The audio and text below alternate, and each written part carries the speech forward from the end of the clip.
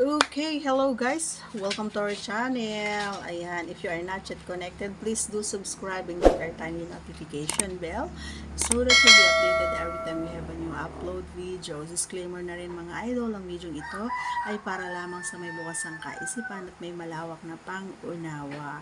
And kung wala ka po nito, maaari na lamang po mag-skip at mamili ng mga videos na nararapat po para sa inyo. And for today's vlog naman ay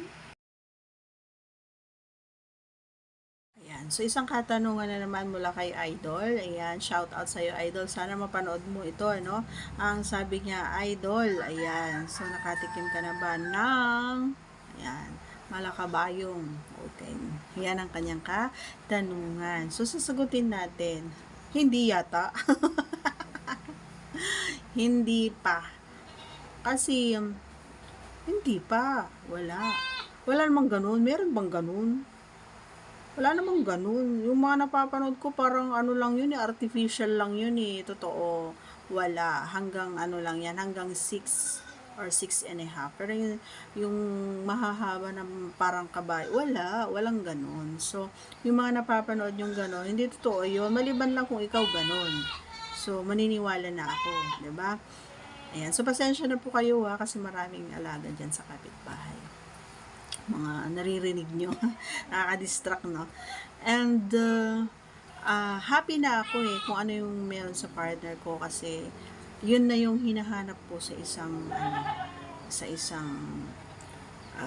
lalaki. Yung ganun lang ang size, ganun lang ang haba, ganun lang ang laki. And, satisfied na ako doon. Happy na ako doon. Kasi alam mo, kapag nadagdagan pa yon hindi ko na alam. Baka yung mga position na nagagawa namin, hindi ko na magagawa. Kundi ang magagawa ko lang, yung laging ako na lang yung nasa taas. Kasi kapag nasa taas, kapag malaki kasi, kapag tumatayo na kasi yung ano ng partner ko is, umiiba na yung umiiba na. Alam mo yung lumalaki na siya, yung,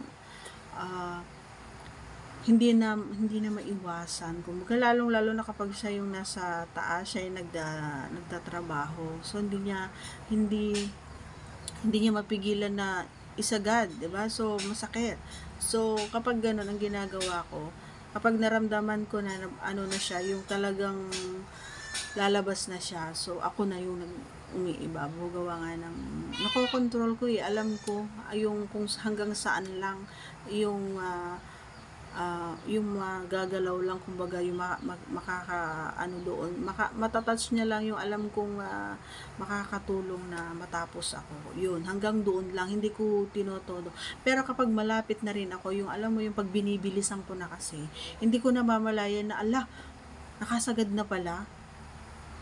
And then, kapag lalong-lalo na kapag yung lalabas na talaga or lumalabas na, yung lumalabas na siya, is talagang sobrang diin talaga. Ang daming diin.